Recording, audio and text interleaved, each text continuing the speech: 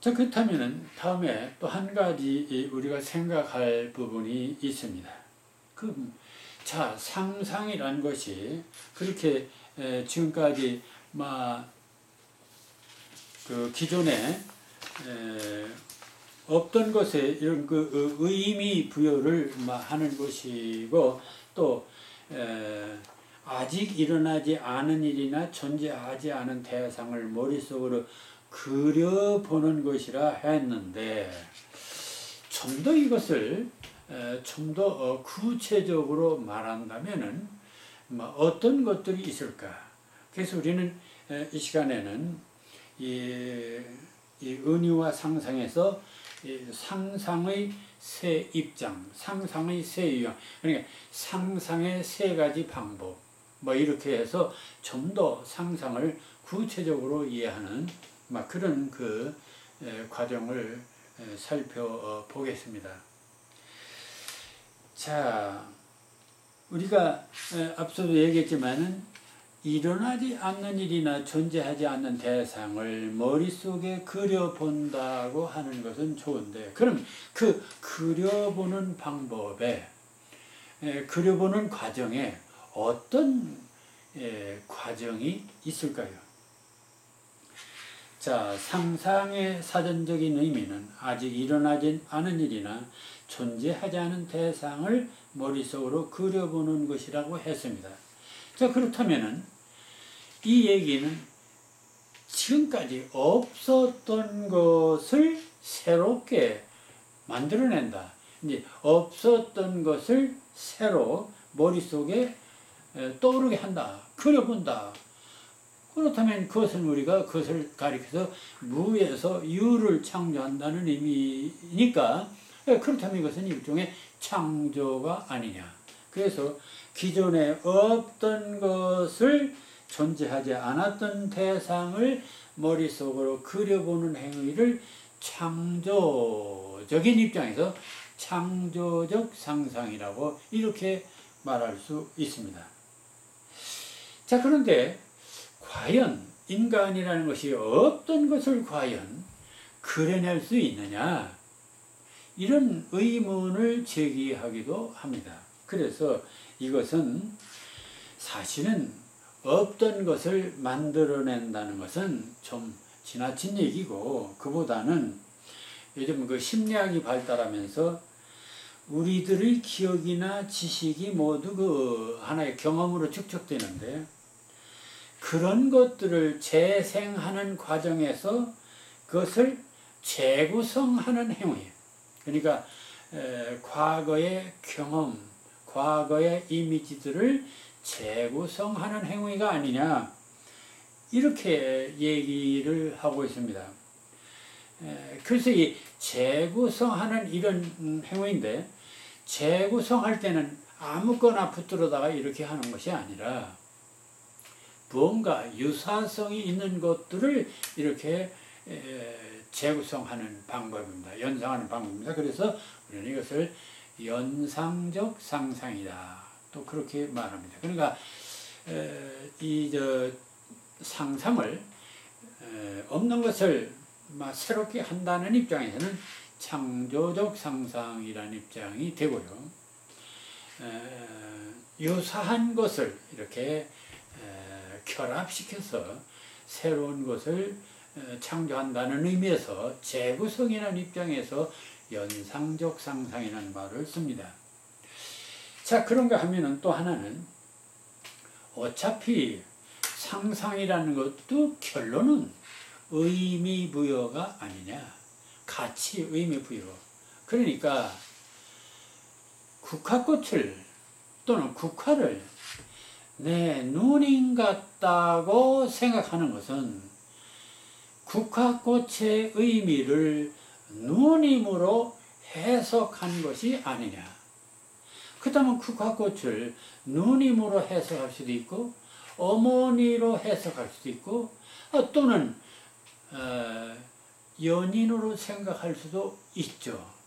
자, 그런 점에서 우리는 이것은 하나의 심리적으로는 재구성이고, 무에서 유를 창조한다는 데서는 창조적이지만은 의미론적 차원에서 또는 해석학적 차원에서 보면 이것은 새로운 해석이다. 그런 점에서 해석적 상상 또 이렇게 말하고 있습니다.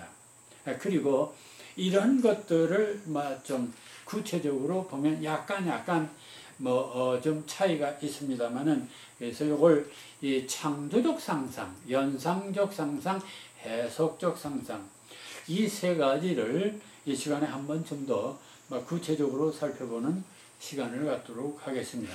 자, 창조적 상상. 자, 창조적 상상이란 이 상상을 창조적 작업으로 강력히 제시하는 사람들이 근대 와서 크로세라든지 이런 사람들인데 이런 사람들이 이렇게 말합니다. 상상이라는 게 뭐냐? 일종의 영감이다. 또는 직관이다. 이런 말을 써요. 또는 영감이다. 또는 직관이다. 그럼 이제 이 영감이다, 직관이다 하는 말은 이것은 과학적인 개념이 아닙니다. 그러니까 좀 비약적인. 그러니까 우리는 지식이나 어떤 사물을 파악하는데 과거의 어떤 경험을 토대로 해서 이걸 파악합니다. 그런데 어느 순간 어떤 깨달음을 통해서 완전히 새로운 의미를 생각해낸다. 이럴 때 우리는 영감이다. 또는 직감이다 얘기를 하면서 그래서 과거에 그 놀라운 그 상상력을 구사하는 시인들을 마치 이들은 무당과 같다. 그러니까 무당이 적어도 그 어떤 그 영험한 언어를 토해내려면은 반드시 신의 접신이 있어야 됩니다. 그래서 먼저 초령, 영을 부르고 강신이 되어야만 참 신적인 언어를 행사할 수가 있겠는데 결국 예술가도 그런 존재다. 이렇게 해서 상당히 그 천재적인 또는 아주 신비로운 어떤 그런 사고 능력을 로 생각을 했습니다. 근데 이제 문제는 그것이 과거 고전주의 시대 하나의 그 비난의 대상이 되기도 했습니다. 왜냐면은 신비적이다, 직관적이다, 영감, 이것은 이성적, 합리주의적 사고가 아닙니다. 그런 점에서 그것을 불온한 것으로 이제 치부해 버리고 그래서 상상력을 무시해 버렸습니다. 그러니까 과거에 문학예술이 소외되고 경멸이랄까 특히 그 과거 플라톤이나 이런 시대의 플라톤적인 그런 그 하나의 이데아주의에서는 대단히 그 상상력을 경멸하는 이런 것이 돼서 오랜 동안 이 고전주의가 지배하던 우리 세계 인류 역사가 건 2000년이 지나는 동안 늘 그 상상력은 그렇게 천박신세로 왔던 것도 사실입니다.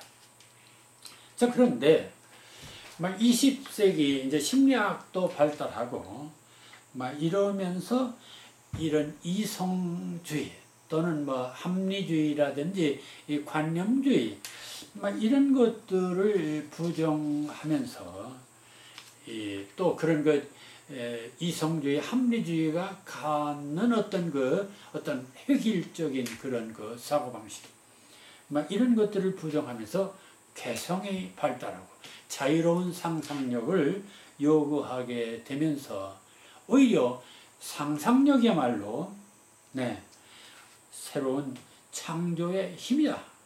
그리고 영감이다. 그것은 이런 얘기를 또 하게 됩니다. 여기서 이 영감이라는 말은 이 범인의 생각을 초월한 신령한 예감이나 느낌을 말하는 것이 됩니다.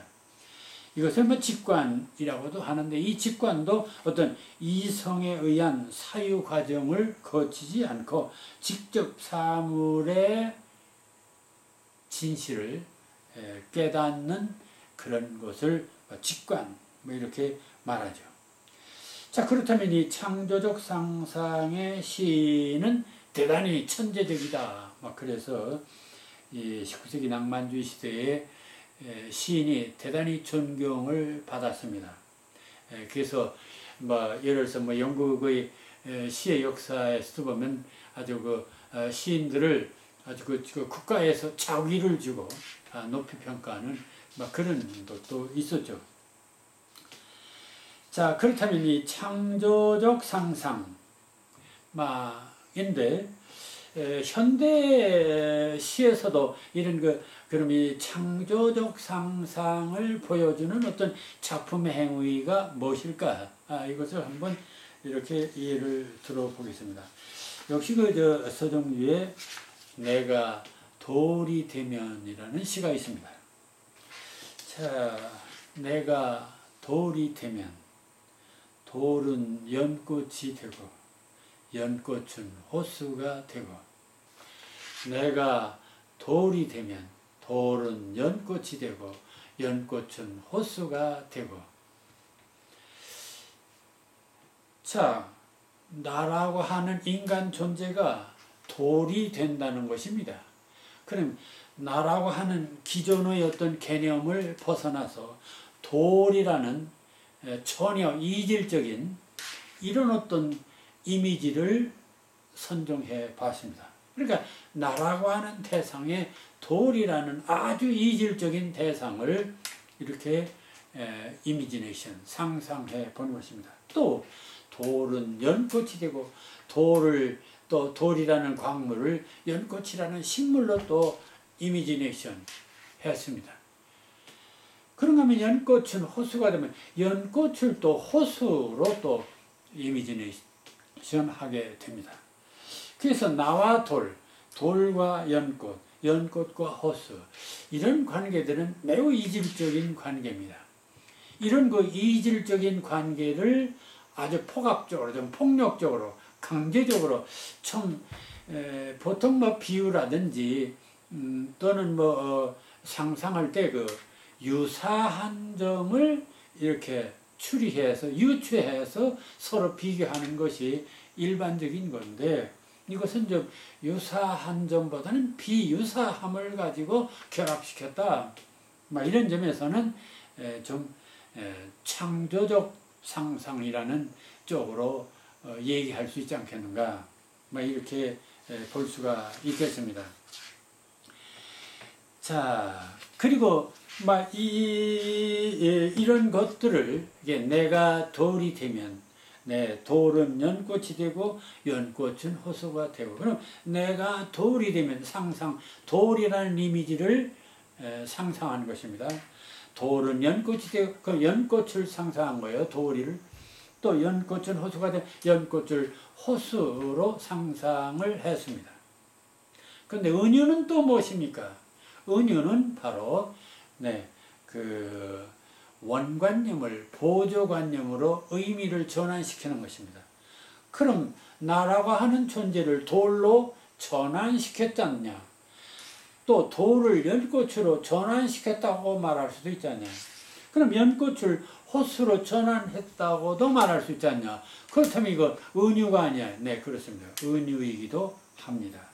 자, 그런 점에서 어쨌든 이 창조적 상상, 대단히 이질적인 그런 관계이기는 하지만 그러나 전환시켰다 또는 전이 되었다고 하는 측면에서는 또 은유다 이렇게 말할 수 있죠. 자, 연상적 상상, 아까도 말씀드렸습니다. 연상적 상상은 현재 이 심리학이 발달하면서 상상은 두 번째로 우리들 인간 사고 중에서도 특히 과거에 경험한 경험들이 기억 속에 저장됐다가 재구성되어 나타나는 심적 능력으로 보게 되었다. 자, 우리들의 지식이 무엇입니까? 우리는 집집마다 서재가 있습니다. 그럼 내가 무엇을 알고 싶다 할 때는 막 서재에서 사전을 꺼내 본다든지, 요즘 뭐 컴퓨터가 있고 뭐 인터넷이 있어서 뭐 컴퓨터를 뒤져 본다든지, 어쨌든 그렇습니다. 다시 말하면은 우리가 무엇을 알고자 할 때 서재에다가 많은 지식의 재료들을 쌓아놓고 필요하면 그것을 꺼내서 다시 보는 것처럼, 우리들의 머릿속도, 우리들의 기억장치도 마치 서재처럼, 마치 도서관처럼 수많은 지식들이 쌓여 있겠죠. 그걸 요즘 내과학에서는 해마라고 하는 곳에 쌓아놓는다고 그럽니다. 근데 주로 이미지로 쌓아놓기도 하고 그러는데, 자, 어쨌든 그 수많은 경험들을 기억 속에 쌓아놓게 됩니다. 마치 서재 도서관에 책을 보관하듯이 쌓아놓습니다. 자, 그래서 이 심리학자 제임스는 뭐라고 얘기했냐면은, 상상을 정의하여 상상은 과거에 보고 느낀 것, 그 원물의 모상을, 어떤 사물의 이미지를 기억에 저장했다가 재생하는 능력이라고 했습니다. 그러면 기억에 저장했다가 다시 그대로 재생한다면 그것은 remember, 기억이라고 볼 수가 있겠죠. 재현이라고 할 수도 있겠고요. 근데 사물이 우리 감각에 일단 체험되면 기억 속에 그 이미지가 축적되고, 그리고 원물이 되는 외부의 자극이 사라진 뒤에도 이미지는 기억 속에 남아있다가 어떤 계기가 되면 다시 기억으로 나타나는데, 이때 경험했던 이미지나 관념이 그대로 재생되면 이것을 하나의 재현 또는 하나의 기억, 리멤버라고 할 수 있지만은, 이것과 저걸 소위 여러 개 중에서 장단점을 취사 선택해서 결합시켜서 나타난다. 그런다면 이것은 일종의 재구성이 아니냐. 이때 우리는 이것을 연상적 상상이라고 이렇게 말할 수 있다는 것입니다. 그러니까 이 말은 이 낭만주의 시대 또는 창조적 상에서 무에서 유를 창조한다고 했지만은, 사실은 그것은 그래서 신이 세상에 없는 조물주가 우주 만물을 참 공허한 카오스에서 이렇게 창조했다면, 인간은 또 상상력을 통해서 창조한다. 그래서 제2의 창조 또는 인간은 제2의 신이다. 이렇게 얘기도 합니다만은, 그러나 이 심리학자들 입장에서는, 자, 낭만주의 시대는 시인의 상상은 무에서 유를 창조하는 신의 능력을 연상시킨다고 해서 창조적 상상력이라고 불려왔지만, 그것은 비유적 말에 지나지 않는다. 기억은 단 하나의 단순 개념도 스스로 구성할 수 없다고 로크가 말했듯이, 신의 상상은 과거의 삶에서 체험했던 어떤 소재의 이미지를 결합해서 새로운 세계를 만들어낸다는 의미에서 창조적이지, 결코 무에서 유를 탄생시킨다는 의미에서 창조란 말을 쓰지 않는다. 그렇다면 심리학적으로 엄격하게 보면 창조적 상상이라는 말보다는 연상적 상상, 이렇게 말하는 것이, 또는 재구성적 상상, 이렇게 말하는 것이 옳으리라는 생각도 있습니다. 자, 연상적 상상. 그럼 어떻게 하는지 볼까요? 전봉건의 과수원과 꿈과 바다 이야기라는 작품이 있습니다. 이 1절에 이런 구절이 있습니다. 이 창가에서 들어요. 둘이서 만난 오붓한 자리. 빵에는 잼을 바르지요. 아니에요.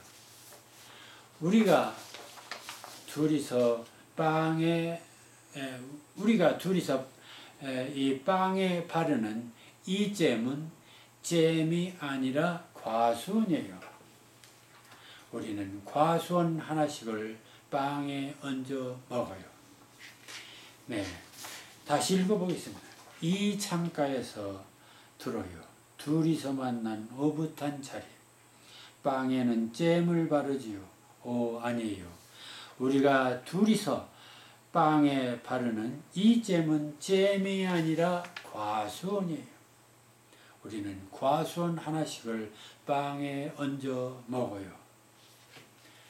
자, 우리는 아침마다 빵을 부부간에 참 정답게 잘 먹고 있습니다. 그리고 빵을 먹을 때는 뭐 대체로 잼을 발라 먹는 것이 일반적인 경향입니다. 그런데 그러니까 이 얘기도 결국은 그런 일상적인 얘기입니다. 근데 결정적으로 이 일상적인 얘기를, 일상적인 스토리를 결정적으로 바꾸고 있는 것이 우리가 둘이서 빵에 바르는 이 잼은 잼이 아니라 과수원이에요. 네, 잼을 과수원이라는 이미지로 바꿔버렸어요. 그러니까 잼을 보고 과수원을 연상했다. 그런 얘기죠. 그래서 우리는 과수원 하나씩을 빵에 얹어 먹어요. 네.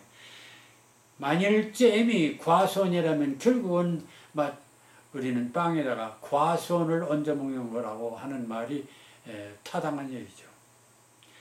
자, 이렇게 그 빵에다가 잼을 바르는 이 과정에서 잼을 보고 갑자기 뭐가 그 유사한 뭐가 관계가 있는 과수원을 연상하게 됩니다. 따라서 이는 잼을 과수원으로 연상하고, 그렇다면 빵에 우리는 과수원을 얹어 먹는 것이 아니냐라고 하는 걸로 확대가 됩니다. 자, 이게 바로 연상적 상상입니다. 그러니까 잼과 과수원 사이의 그 유사성을 생각하면서, 그래서 잼을 과수원이라는 이미지로 바꿔버린 것이죠. 자, 그래서 이 잼이 과수원으로 바뀌는 이러한 그 상상력, 이 하나의 연상적 상상으로서 가능한 얘기가 됩니다. 자, 그리고 이렇게 됐을 때 앞서서도 얘기했지만은 잼을 발라 먹는 게 아니라 과수원 하나씩을 얹어 먹는다고 하는 이 발상, 이 이미지네이션, 이런 이미지네이션이야말로 우리들의 삶을 정말 풍부하게 하는 것이 아닌가. 그러니까 이 생의 일상적인 평범한 무의미한 어떤 우리들의 삶을 완전히 신비롭고 멋있고 근사하고 화려한 그런 삶으로 격상시키는 행위가 아닌가. 이런 점에서 우리는 이 상상적, 소위 그 상상력이 주는 힘, 그것은 단지 이것은 무슨 이미지네이션, 어떤 이미지 싱킹, 어떤 심상사고라든지 이런 단순한 사고작용이라고만 할 수가 없는 일. 상상력이야말로, 또 상상력을 구사하는 것이야말로 우리의 삶을 아주 풍부하고 행복하게 해주는 아주 위대한 그런 그 역할을 하는 것이 바로 상상이라는 것을 알 수가 있습니다. 세 번째로 이 상상의 한 방법을 앞서 해석적 상상이라고 했습니다. 자, 인간의 정신활동이란 이성적인 사상이나 감성적인 정서가 상상력과 더불어 유기적으로 작용하는 것입니다. 그러기에 비록 시인이 상상적인 시를 쓰는 경우를 할지라도 정서와 사상의 도움을 받을 수밖에 없는 것이죠. 우리가 어떤 사물의 이미지를 마음속에 그릴 때, 자, 잼에서 과손을 생각한다든지, 돌에서 어떤 연꽃을 생각한다든지, 연꽃에서 호수를 생각한다든지, 이런 것들은 따지고 보면은 또 다른 의미 부여가 됩니다. 그러니까 이것은 일종의 해석이 된다는 얘기가 됩니다. 그래서 내 마음이 뭐냐? 그 심리작용이다. 그 심리작용이라는 해석을 할 수 있습니다. 그러나 내 마음은 마치 호수같이 잔잔한 거다. 그리고 호수다. 그것도 하나의 그 마음에 대한 해석입니다. 그럼 내 마음은 촛불이다. 촛불처럼 해석한 거예요. 그런 의미 부여를 한 것입니다. 이것을 다만 이미지, 어떤 상상력이라는 측면에서는 하나의 이미지라고 말할 수 있지만, 이것을 해석학적 측면에서 보면은 그것은 하나의 새로운 의미 부여에 불과한 것입니다.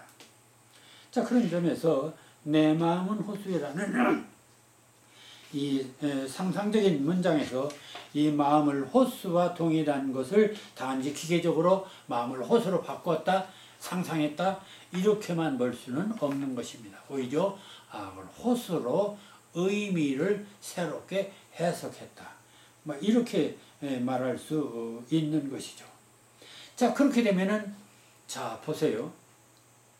내 마음을 호수라고 할 수도 있고, 내 마음을 촛불이라고 할 수도 있고, 내 마음을 나그네라고 할 수도 있고, 내 마음을 태양이라고 할 수도 있고, 내 마음을 장미꽃이라 할 수도 있고, 내 마음을 흘러가는 구름이라고 할 수도 있고, 수없이 많은 것들을 연상해서 마음의 세계를 무한히 확장해 갈 수가 있습니다. 결국 상상력이 아니고는 인간의 의미나 가치나 세계가 확장될 수가 없습니다. 따라서 이 상상력은 무한히 세계를 확장하는 기능을 갖고 있습니다.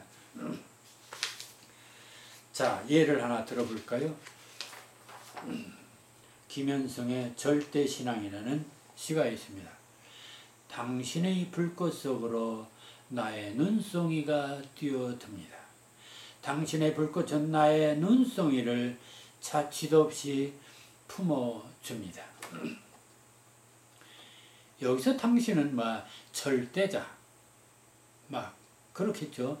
절대자를 얘기해요. 그러면 이 절대자는 신일 수도 있고 자기가 존경하는 어떤 대상일 수도 있습니다. 당신의 불꽃 속으로. 그럼 여기서 이 당신의 불꽃이라, 그럼 불꽃이 무엇일까? 네, 그것은 바로 당신의 사랑이라든지 열정이라든지 은총이라든지 그런 것들이겠죠. 그러니까 이 불꽃은 그런 열정이나 사랑과 그런 것들의 이미지이기도 하고, 동시에 그 하나의 그것은 이것은 일종의 해석이기도 합니다. 나의 눈송이가, 나라고 하는 눈송이가, 나라고 하는 존재를 눈송이로 표현해. 그러니까 눈송이란 순간적인 존재, 무력한 존재, 이렇게 눈송이를 표현할 수도 있겠죠. 그러니까 당신의 거대한 열정 속에 나의 보잘것없는 이런 참 유한한 존재가 뛰어듭니다. 뛰어든다, 투신한다, 내던진다, 맡긴다. 당신의 불꽃은 나의 눈송이를, 당신의 그 사랑스러운 은총은, 정열은, 뜨거움은 나의 눈송이를, 나의 보잘것없는 존재를 자취도 없이 품어줍니다. 자, 이렇게 됨으로써 어떤 신의 절대적인 사랑이나 은총이나 당신의 어떤 절대적인 어떤 존재감이 나를 얼마나 이렇게 품어주는 그런 절대적 존재인가를 다시 한번 보여주는 내용이라고 할 수가 있겠습니다. 자, 그러니까 우리는 이 시간에 상상의 세 유형을 말해요. 창조적 상상, 연상적 상상, 또는 해석적 상상입니다. 그런데 이런 것들은 우리는 지금까지 상상하면 문인들이나 예술가들이 그저 단골처럼 떠드는 그런 얘기 정도로 생각했는데, 알고 보니까 사실은 이것은 우리들의 의미나 가치나 세계를 무한히 확장하고 변화시키고, 그래서 우리들의 삶을 훨씬 더 풍요롭게 하고 우리들의 꿈을 이루게 하는 정말 대단한 그런 마력을 지닌 그런 기능이 바로 상상이란 사실을 우리는 알게 됩니다.